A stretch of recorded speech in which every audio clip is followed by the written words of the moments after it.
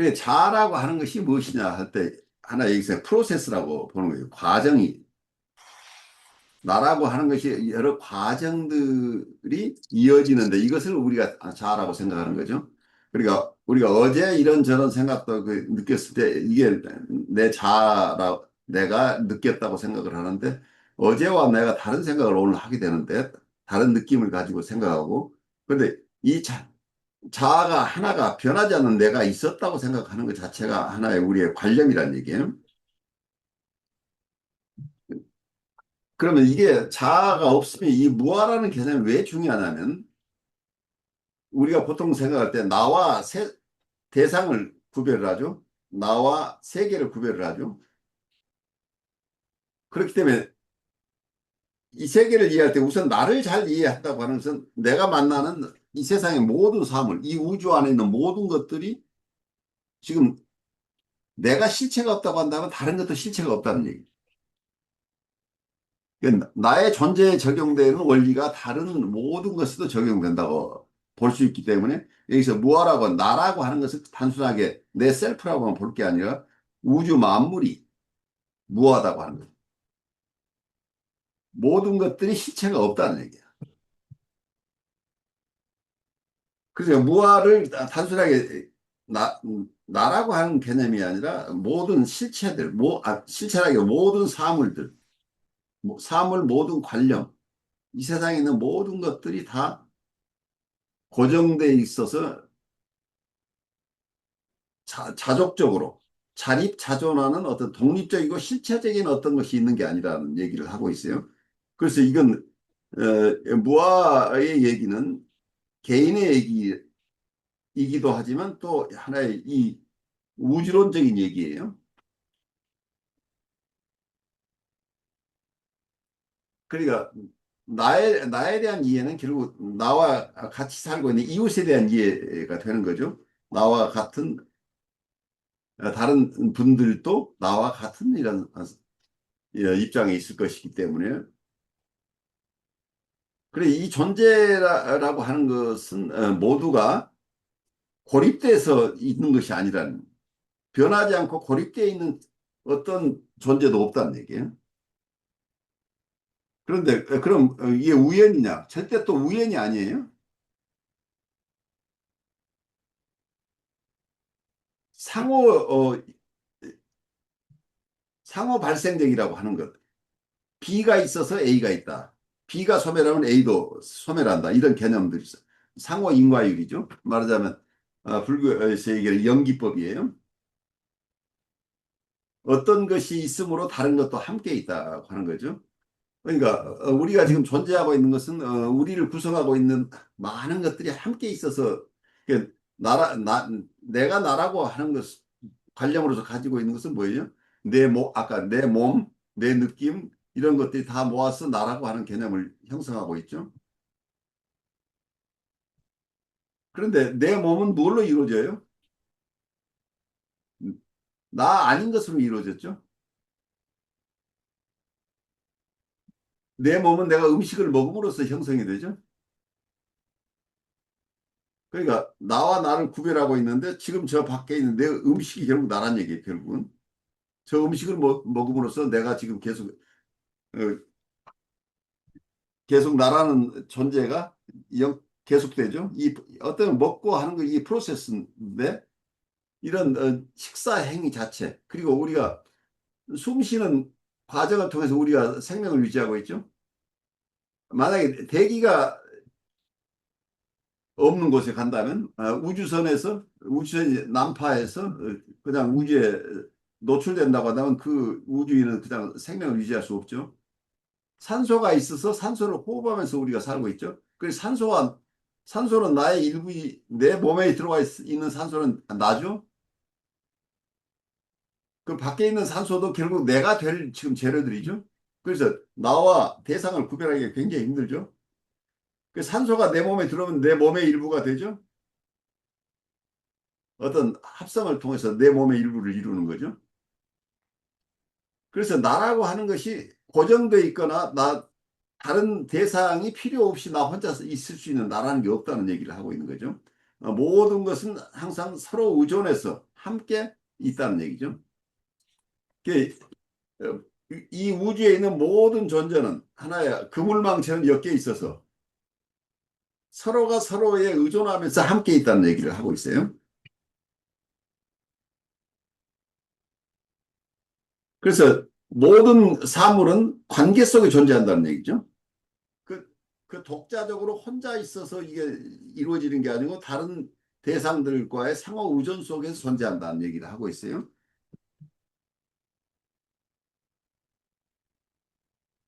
여기서 아주 중요한 개념을 얘기를 하고 있어요. 자아는 고립되지도 고정되지도 않은 것으로 흘러가는 하나의 흐름, 존재의 흐름, 의식의 흐름이라는 용어를 쓰고 있는데 굉장히 중요한 개념으로 보여요. 어, 여기서 아까 얘기한 셀프 자체를 분리할 수 없다고 제가 얘기를 드렸었는데 고립성이라는 용어보다는 나라고 하는 것이 대상과 완전하게 구별되는 나라는 게 없다는 얘기예요.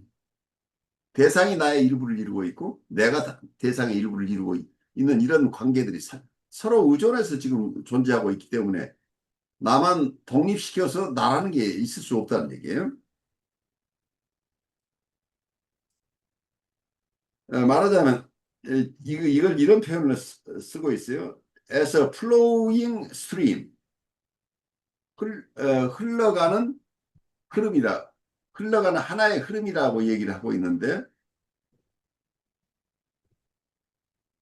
이게 flowing stream.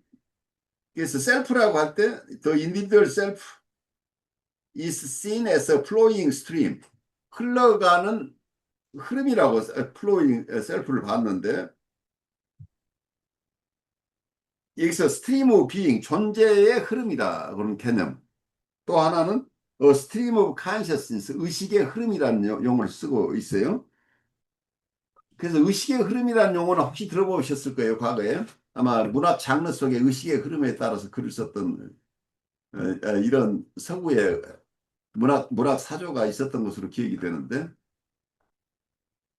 이게 불교의 영향이죠. 어떤 면에서 이런 개념 자체가 존재 자체도 하나의 흐름이라고 보는 A stream of being 존재 자체는 끊임없이 변모해 가고 있기 때문에 이걸 하나의 흐름이다 보고 있고 우리의 의식 자체도 계속해서 변모하는 어떤 의식이 생겨나고 있는 거죠. 그 의식 자체의 흐름 이게 어떤 면 새로운 의식이 계속 생겨난다고 얘기를 할 수 있을 것이다. 과거의 의식이 죽고 새로운 의식이 생겨난다고 이렇게 이해할 수도 있고 아니면 하나의 의식이 계속해서 변모한다고 생각할 수도 있는데 이게 사고방식의 차이일 뿐이에요. 그래서 어쨌든 이걸 끊임없이 어떤 생각이 어떤 의식이 있다가 그 의식이 사라지고 새로운 의식이 생겨난다 이렇게 이해를 하거나 아니면 그 의식이 끊임없이 변모하면서 존재한다 라고 얘기를 하거나 결국은 변하지 않고 있는 고정된 실체로서의 의식은 없다 이렇게 얘기할 수 있겠죠. 그래서 여기서 이걸 바와소타라고 이게 쓴 부분 윈냐나 소타라는 것을 하나 유류 하나는 식류라고 표현을 했어요. 유류라는 그래서 존재의 흐름이라는 존재 자체가 끊임없이 변모하고 있는 것, 그 무상성을 얘기하고 있는 거죠. 항상 그대로 있지 않고 무상한 존재가 흘러간다. 그 흘러간다는 표현을 하고 있는 거죠. 그 물이 흘러간다는 표현을 통해서 변모하고 있다는 것을 지금 설명하는 것으로 보여요. 그리고 식류라고 하는 것은 아까 의식의 흐름. 우리가 몸의 어떤 면에서는 존재의 흐름이라는 것은 우리가 조금 이해하기가 어려운데 의식의 흐름을 좀 이해할 수 좀 쉽지 않나 싶은데 우리의 의식이 끊임없이 변모하고 있는 것은 우리가 느끼는데 어떤 존재들이 흐른다 하는 개념은 쉽지 않은 개념인데 요즘 양자물리학 개념으로 보면 어떤 면 이 빛이 그냥 파장이냐 입자냐고 할 때 이 파장으로 보면 그냥 흐름이죠. 그런데 어느 순간 누군가가 빛을 관찰하고 있으면 빛이 하나의 입자가 된다 하는 그 비잉 자체, 존재 자체이기도 하다는 얘기. 존재가 입자라고 하는 것은 하나의 존재인데 그 존재가 드러날 수도 있는 그러니까 이 빛의 파장 속에는 그 존재가 숨겨져 있다고 볼 수 있는 거죠. 말하자면. 그래서 그걸 우리가 이건 파장이기도 하고 입자이기도 하다는.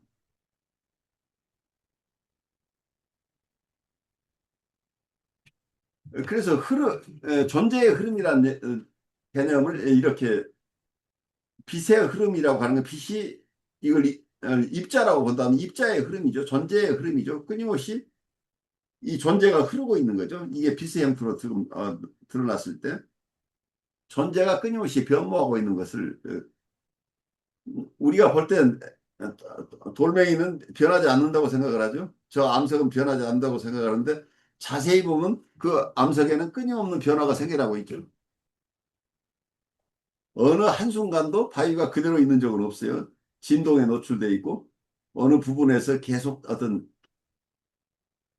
한쪽에서는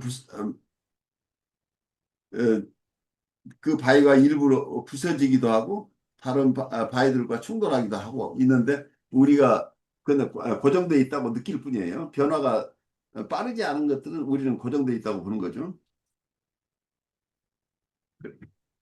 그래서 우리가 국민학교 동창생을 만났을 때 동창생은 과거에 그 사람이에요? 아니에요?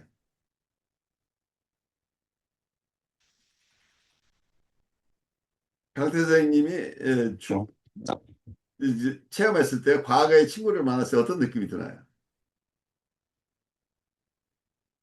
음, 뭐 서로 공유했던 일상이나 생각들이 단절된 시간이 길기 때문에 전혀 생소한 어떤 느낌으로 다가올 때가 많았어요, 그렇죠. 저는. 한 사람으로 느껴지잖아요. 네, 네. 근데 우리의 개념 속에서는 그 친구는 영원한 친구라고 우리가 믿고 싶어 하잖아. 내 친구야 할 때는 내 초등학교 친구는 진짜 내 친구라고 느끼잖아요. 그러니까 내 안에는 변하지 않는 친구의 상을 가지고 있잖아. 대상을 내가 고착시켜서 생각하고 있잖아. 그렇기 때문에 우리가 어떤 소망이 있어요? 그 친구는 내가 과거에 그 친구 그대로 있었으면 좋겠다는 생각이 있잖아요. 과거에 나에게 다정하고 나하고 함께 놀았던 그 친구를 내가 회상하고 기억하고 있잖아. 그래서 우리의 괴로움은 어떤 거예요? 내가 정말 절친했던 그 친구가 어느 날 동창회에서 만났는데 전혀 다른 모습으로 나를 냉대했을 때 나는 어떤 느낌을 받아요?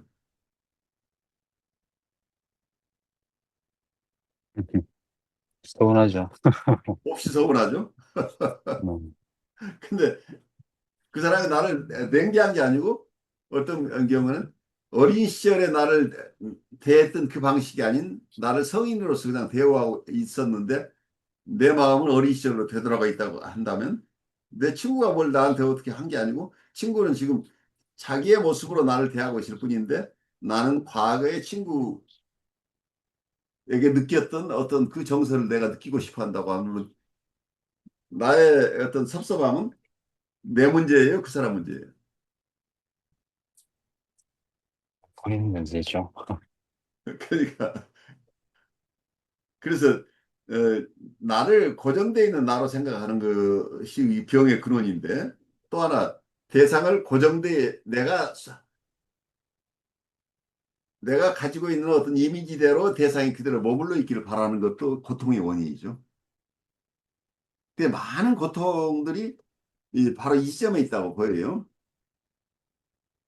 어, 나에 대한 기대 뿐만 아니라 대상에 대한 기대들은 대상을 고정된 실체로 우리가 만들고 싶어요. 그 화석을 만들어내는 거죠.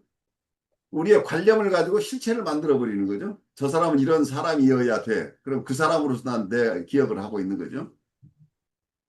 그래서 과거에 내가 애착을 느꼈던 대상, 을 만났을 때 많은 실망을 하게 되는 거죠. 그런데 실제 그분은 끊임없이 변모해 가면서 살고 있는, 그러니까 스트림 오브 빙이라는 존재 자체가 끊임없이 변모하고 있는 거죠. 그 변모하는 존재를 우리가 이해해야 된다는 얘기죠. 나도 변하고 상대방도 변하고 있다는 사실을 우리가 잘 깨달아요. 그래서 공하다고 하는 얘기, 공하다는 얘기는 우리가 너도 없고 나도 없다 이런 게 아니라 너라고 하는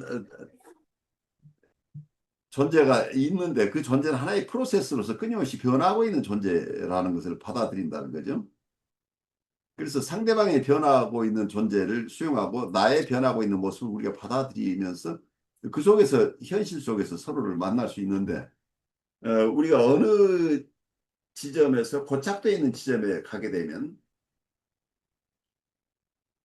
많은 분들이 자기 부모가 50인데 아이들 기억 속에는 20대 혹은 30대에 자기 어렸을 때 그 부모에게 느꼈던 사랑과 어, 미움을 같이 가지고 있어요. 근데 그냥 사랑을 느끼는 건 괜찮은데 그 사랑도 어린아이적인 사랑인데 항상 자기를 돌봐주는 엄마야 아빠로 생각을 하거나 또 한편에서는 자기를 무시하고 자기 뜻을 들어주지 않고 자기가 원할 때 원하는 곳에 있지 않았던 그 괘씸했던 부모 자기를 불편하게 했던 부모에 대한 그 이미지가 계속 남아있다고 한다면 이 부모도 변하고 있죠.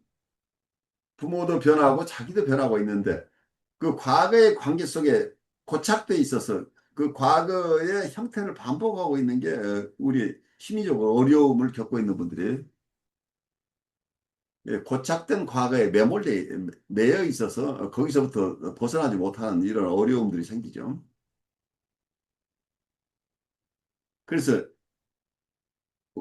우리가 그냥 내가 비어 있다고 하는 것이 원래 내 모습이 그대로 있는 것이 아니고 대상도 그대로 있는 것이 아니고 끊임없이 존재 자체가 스트림 오브 빙이라 존재의 흐름 속에 있다고 하는 거죠. 그래 우리의 의식의 흐름이라고 하는 우리 마음도 계속해서 어제 오늘 계속 마음이 변하고 있죠. 그래서 우리가 의식이 변하는 걸 우리가 잘 깨닫는데 우리 존재 자체가 변한다는 것은 마치 산 위에 있는 큰 바위는 그대로 있는 것처럼 우리가 느끼는 거와 똑같은 거죠. 실제로는 그 속에서 많은 변화가 있죠. 어느 순간에 지진이 있어서 그 바위가 쪼개지기도 하고 강물에 강물에 의해서 침식되기도 하고 이런 여러 과정들이 있는데 그게 우리가 의식처럼 우리가 계속해서 이게 느낄 수 있는 것 같으면 그 변모하는 것을 우리가 이해를 하는데 대부분 우리가 세상의 사물들 우리가 고착돼서 생각하는 게 일상생활을 사는 데 편해요. 왜냐면 저 사람이 계속 변하고 있는 것을 내가 쫓아간다고 한다면 우리가 힘들잖아요. 그래서 저 사람은 이런 사람이야 하고 그 하나의 그 사람에 대한 상을 가지고 사는 것이 일반적이에요. 그런데 문제는 이러한 내가 가지고 있는 상들에 너무 매이면 안 된다는 얘기죠.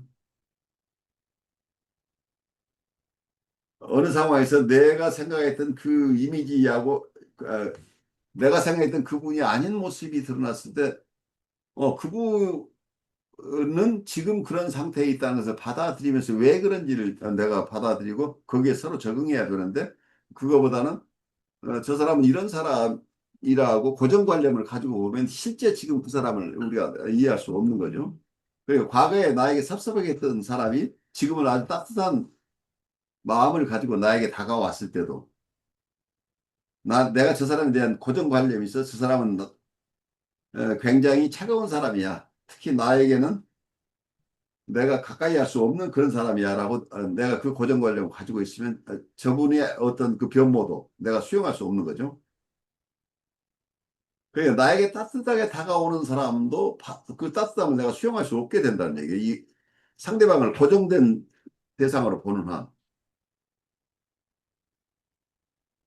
그리고 내 마음도 계속 변하고 있다는 것을 우리가 받아들였을 때 유연한 우리의 인격체가 되는 거죠.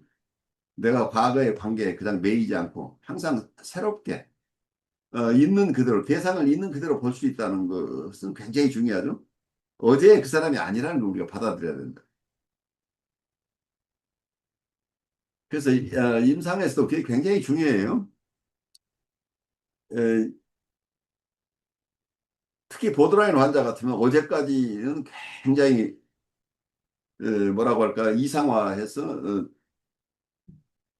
상담자에게 선생님 덕분에 이렇게 잘 지금 하고 있습니다. 뭐 하던 분이 하루도 지나지 않아서 그 다음 회기 와서는 선생님한테 내가 도움받은 게 하나도 없고 선생님 같은 이상한 사람 만나가지고 내 3년, 4년을 허비했다는 게 내가 굉장히 불쾌하다고 이렇게 막 대드는 경우도 생기고. 그래서 그 이미 자체가 내가 그 사람을 고정된 사람으로 보게 되면 굉장히 견디는 게 어려워요. 저 대상은 수시로 지금 이렇게 변모하고 물결의 흐른 것 같다고 봐야 됩니다.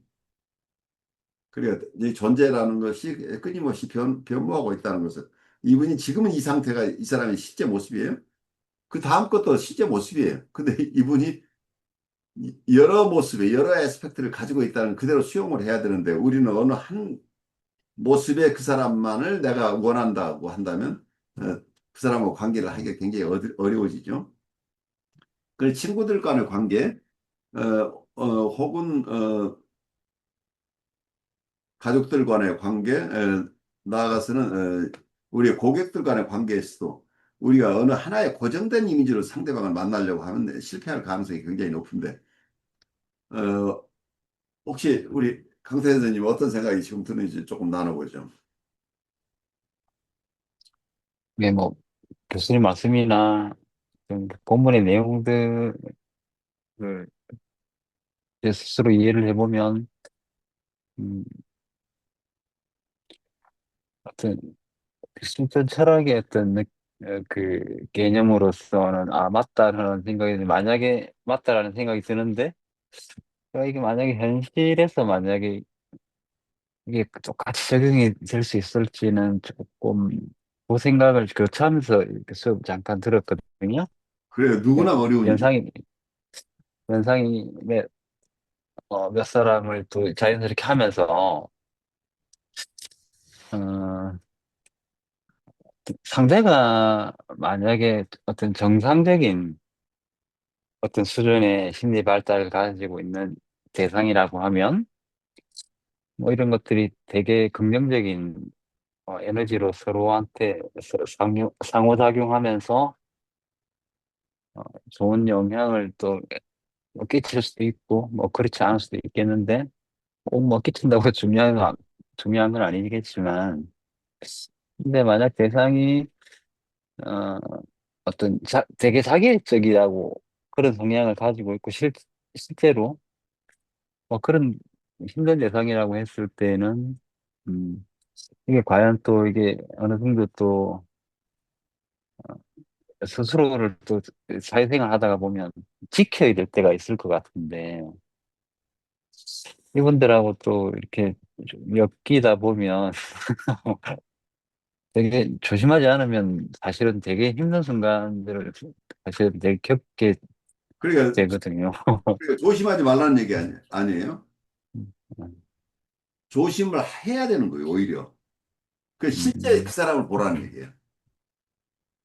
내가 저 사람은 이런 사람이어야 나한테 좋은 데가 아니라 저 사람은 지금 현재 마음 상태가 이 상태에 있다는 걸 그대로 현실로 받아들이라는 거예요. 실상을 음, 보라는 얘기예요. 변모하고 있는 실상을 그대로 받아들이고 거기에 적응하라는 얘기지. 비현실적으로 저 사람을 좋은 사람으로 대하라는 그런 게 아니라는 얘기. 부처님이 한 얘기가. 음. 허상을 보지 말고 실상을 보라는 얘기예요. 허상은 내 안에 있는 마음이에요. 내가 만드는 상대방의 상으로 보지 거기에 매이지 말고, 말라는 얘기죠. 음, 그게 허상이라는 얘기예요. 그러니까 우리가 관념 속에 있는 것과 그 실제 대상이 다르다는 얘기예요. 그 실제 대상은 끊임없이 변하는데 우리가 가지고 있는 관념은 고착돼 있을 가능성이 높잖아. 뭐 되게 강력하게 제가 만들어냈던 그 관념을 가지고 상대방을, 그렇죠. 상대방에 대한 상을 만들어 놓고, 뭐, 그쪽으로 이해를 하려고 했던 것 같거든요. 그러니까 뭐, 그러면 내가 거기서, 괴로워지죠. 그 괴로움이 생긴다는 얘기예요. 네, 근데 거기서 어차피 내 이상과 이 대상은 같을 수가 없기 때문에, 번뇌가 생길 수밖에 없다는 생각이 드네요, 그러니까 아무래도. 우리의 삶은 실상을 따라 살아야 되는데 우리가 허상을 계속 따라가게 되면 나도 괴롭지만 너는 그런 사람이 되라고 내가 우기면 상대방도 괴로워져요. 너는 원래 이런 사람이 아니야. 근데 왜 그러는 거야? 라고 내가 상대방을 비난하게 되잖아. 그렇게 되면. 말을 하건 안 하건 상대방이 느낀다는 얘기예요. 그래서 상대방은 나를 불편하게 또 느낄 수밖에 없잖아. 나는 지금 이런 사람이 돼 있는데 갑자기 옛날에 어린 시절에 내 모습으로 자기를 대해달라고 하면 얼마나 힘들어요.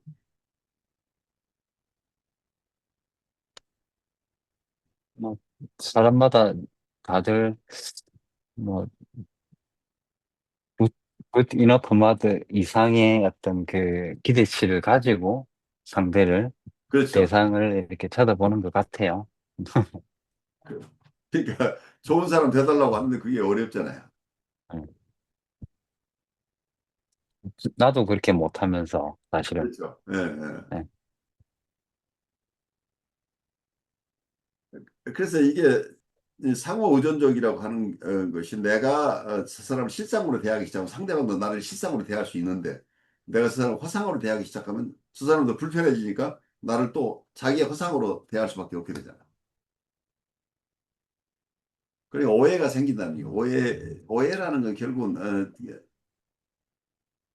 현상으로 본다면 실제 현실, 실제의 현실을 바라보는 게 아니고 각자 다른 생각을 하고 있다는 얘기죠. 저는 미국의 뉴욕에서 혁신 라이프 코칭 연수원 이나버티브 코칭 센터를 운영하고 있으면서 서울에 있는 한국임상정신분석연구소의 공동소장으로 일하고 있는 신현근 정신분석학 박사입니다. 여러분 시청해 주셔서 감사합니다. 고맙습니다.